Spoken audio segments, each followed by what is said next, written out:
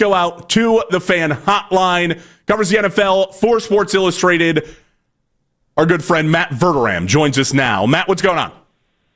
How you guys doing? We're doing, honestly, we could be doing better if we're being 100% honest.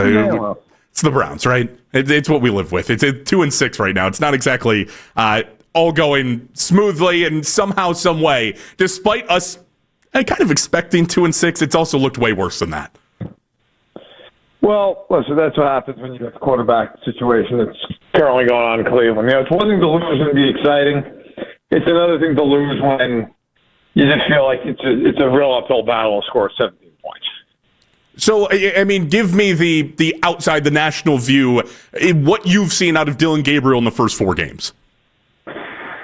To be honest, he looks like a rookie. He looks like a guy who is kind of fighting it, and that's going to be expected. And then, look, do I think he's a franchise quarterback? No, I don't. I think he is potentially a backup quarterback. I think he's got upside. I wouldn't close the door on it and say, there's no way he can ever become more than that. It's also hard to say, when you're looking at a team that it's not a team chock full of weapons. Although I will say, if you're a Browns fan and you're looking for upside, I really think their rookie class is as good as any rookie class in the NFL. And that is meaningful for a team that for years was just blow through first-round picks and never hit. This year, not even so much. Look, Mason Grant's been very good, but it's more the Schwessingers of the world, and you look at Fannin and see a guy who that guy's a real tight end. He can really play. You look at the backfield and the talent there, and a guy like a Judkins. So, look, I think Gabriel, is he the long-term answer? I don't think so, but I think there's a lot of long-term answers out of that rookie class. So, if we're looking at the quarterback spot, then do you think that there's a chance playing Shedeur Sanders would make this offense look any better, or are the problems just bigger than the quarterback spot right now? Yeah, I think the problems are bigger in the quarterback spot. And look, I'm not saying that Shedeur Sanders couldn't come in there and be better. Maybe he could be, right? It's impossible for anybody to sit there and say whether it would or wouldn't be at least better. But, I would say that Sanders was the third-string quarterback going into the season for a reason. He, just like Gabriel, a rookie. And also, I think, look, it's a lot to pick up. It's a lot to take on. I know in the preseason there were a lot of national voices like, why is he only playing third-team reps? And why is he playing with these guys who are going to get cut? It's like, well, because he's a third-string quarterback. They're not going to play starters with this guy in the third quarter of a preseason game. That's insane. That's not going to happen. So I think realistically, look, does he get a shot this year? If you're Stefanski, you probably throw him in there at some point and say, let's see what the kid's got. But I think if you're a Browns fan expecting him to come in and just be the savior, it's a lot. There's a reason he went in the 5th round. There's a reason he's the third-string quarterback. If his name wasn't Shedeur Sanders and it was Johnny Smith, would you sit there and still have this clamoring to play him? I don't know that you would. So I think he will play at some point, but I don't think he's all of a sudden going to just turn around the whole thing. So, Matt, if we just look at trying to solve the quarterback spot, obviously we've seen reclamation projects have now success in the NFL and come out. Like Daniel Jones this year has obviously been a guy who was written off in New York and has looked really good in Indianapolis. Can the quarterback situation be figured out for the Browns any other way than the draft? Yeah, it could. I think the draft is always the best bet, the best way to do it. If you look around the league, most top-flight starting quarterbacks, they're drafted by other teams. Whether we're talking about Mahomes, Allen, Lamar, Burrow, Hurts, Love, Herbert. Now there are some examples. Darnold's having a very good year. Obviously, he's bounced around. Mayfield has become a clear top 10 quarterback. He's bounced around. Matthew Stafford, a little bit of a different situation. He played for a long time in Detroit, then kind of his second act in L.A. So it is possible, but it's very hard to do. You kind of have to luck into it. And I know if you're sitting there as a Cleveland fan listening to this, you're probably like, we've drafted a bunch of guys and it hasn't worked out. And then we went out and got Watson. Obviously that hasn't worked out.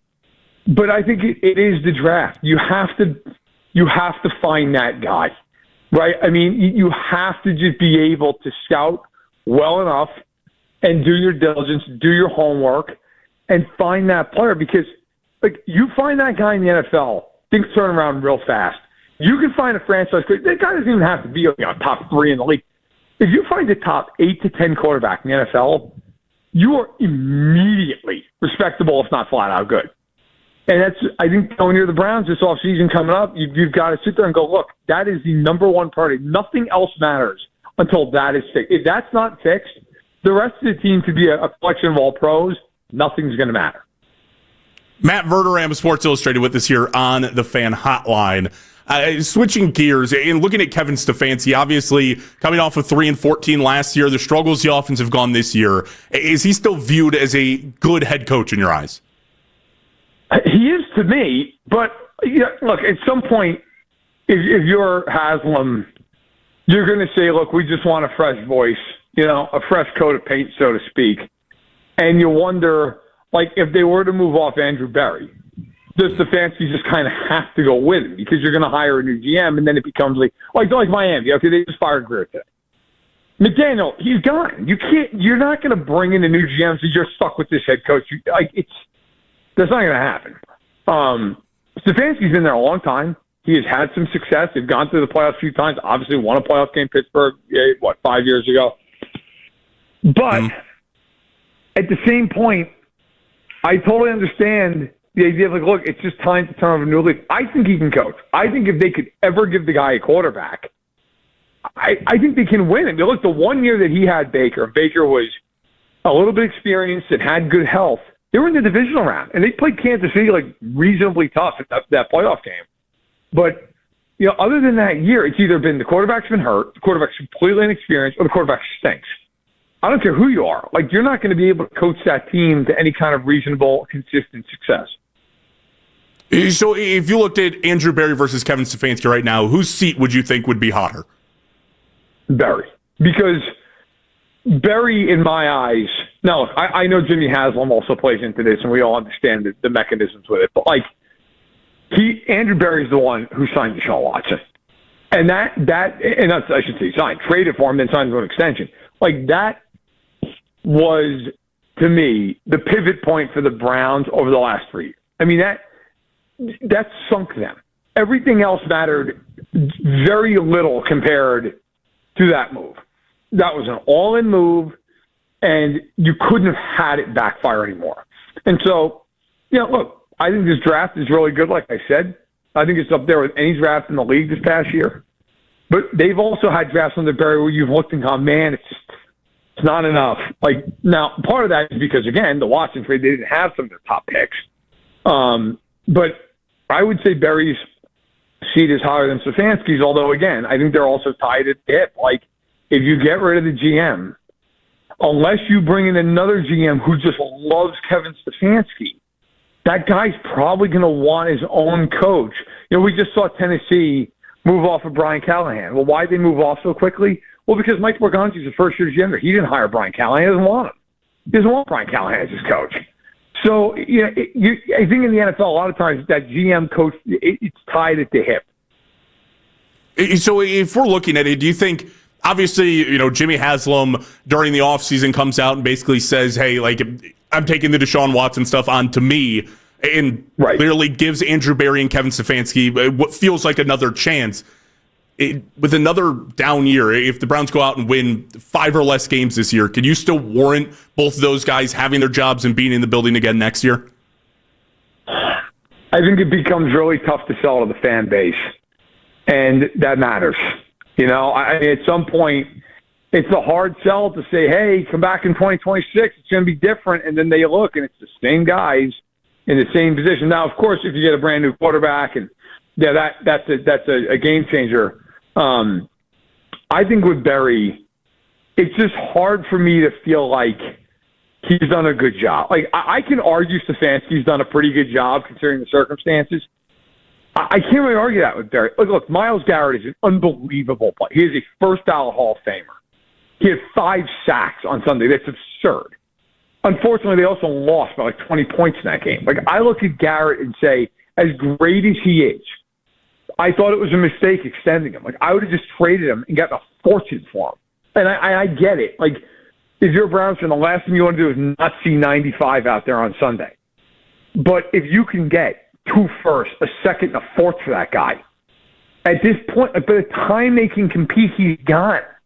I just think you do it. And I think sometimes teams get so beholden to, like, well, he's the one guy, we can put him on the billboard, and I get it. And it's hard to criticize somebody for signing Myles Garrett to an extension. But I just think in some ways it was a little short-sighted. Like, they could have turned that. Like, I think the trade they made, where they essentially trade out of the Travis Hunter pick, that is a terrific trade. Travis Hunter may turn into a great player. He's not one right now. And now the Browns are sitting there with their own first-round pick next year, and Jacksonville's. And I think by the end of this, Jacksonville's going to end up picking it in the teens. Like, that was a really smart move, understanding where you are as a franchise. But the Garrett thing kind of flies in the face of that. I just feel like the Browns haven't really gone all in on one direction or the other for a long time. Again, Matt Verderame, Sports Illustrated with us. So the Browns came out and obviously said you got a better chance of winning the lottery right now than trading for Myles, or that's reports of what's coming out right now. Do you believe that? Do you feel like that's truth coming out of the Browns building right now? Yeah, I do. Look, there's always the exception, right? I mean, if some team called them up and just said, here's 2 firsts, 2 seconds, and 2 fourths. Okay, yeah. I mean, I think the Browns would have to sit there and go, come on. I mean, at some point, your hand's almost forced, so you have to do that. But I think it would take an absolute godfather offer. And by the way, he's incredible. It should take an offer that you're just blown away by. But if I'm the Browns, like, I am ultimately looking into any and all trades because I need to stockpile draft capital. I want to have maximum flexibility both at the cap and in the draft. Most importantly, in the draft, I need to be able to go into that draft, whether it's Andrew Berry or it's another general manager, in the next couple of years in the draft, be able to say, okay, I've got multiple firsts, multiple seconds, I've got 3 fifths to 2 sevenths. Like, I need to be able to maneuver and get the guys that we need and complement this young core that I think they have with some of these draft picks that they've gotten this year. Like, that needs to be of paramount importance. And so, look, if a team called up and said, we'll give you a first and a third for Garrett, no, I wouldn't do it. But if some team calls up and says 2 firsts plus, I'm taking that phone call. Like, at some point, that is more valuable than maybe 2 more years of peak Myles Garrett. Matt, let's shift gears here. Let's look at the scope of the NFL. Just last segment, we were sitting here, and I played something from Tua after their loss, where he goes through and basically talks about the Baltimore crowd noise playing an effect into the game in a home Miami game. I mean, just cooked is the Miami franchise right now between Tua, McDaniel. You mentioned they just fired their GM. How do you go through and even reconcile with that? He needs to stop talking. Like, really, genuinely, if I was Mike McDaniel, I would sit him down and tell him, from now on, you get up there, you're the most boring interview I'll give you a 3-word answer. That is it. Like, you need to stop, whether it's blaming the fans, whether it's throwing every teammate you have under the bus about not showing up to players-only meetings. Also, like, he just needs to stop. He's been awful. He has been awful this season. And everybody in Cleveland got a front row seat to that when he's out there throwing 3 picks and looked like he didn't belong in the league. Like, he was horrific. And that's basically what he's been this year. McDaniel, I don't want to get into pretend to get in the man's head here. He just looks defeated. And who could blame him? I'd be defeated if I was Mike McDaniel right now. He just looks like he doesn't have answers. And quite honestly, look, he doesn't have answers. They don't have the roster for it. Even if Tyreek Hill had been healthy. Okay, you have him and you have Dillon Gabriel, and what? Devon Achane's a terrific running back. The offensive line is so at best. They have no depth on offense. Defensively, they're a tire fire. They've got Phillips, who's a nice player. He's hurt all the time. Same thing with Chubb. You know, I like Jordan Brooks as much as the next guy, but Jordan Brooks isn't Bobby Wagner in his prime. Like, they don't have the requisite talent in a conference that, let's just be real, even though the Bills are not quite as strong as they normally are. You have Allen. You have Mahomes and the Chiefs. You have all these, Burrow when he's healthy. Lamar now that he's back in business. Like, I just think if you're the Dolphins, you need to be a house cleaning. You need to accept the fact that you're nowhere near contention. And frankly, I think what's going to happen at the end of this year, McDaniel's going to be gone. And if they can get rid of Tua after this year, they will. I think he's maybe there for one more season. But the Dolphins, a rebuild is coming down at South Beach. All right, looking at the AFC North, Ravens obviously just picked up a win to go to 3-5. Would you be taking them still to win the AFC North? Yes, I would. Their schedule's not hard. They play a bunch of teams coming up that you would think they'd beat. Look, they're getting healthy. The defense, you look at the score yesterday, and it's kind of a little bit of fool's gold. Like, Miami moved the ball like crazy for half of that game, but they're Miami, and they scored 6 points. But the defense is better. The offense now with Lamar obviously is going to be much better. And with combined with the schedule, yeah. Now, I will say this. They have put themselves in a massive hole.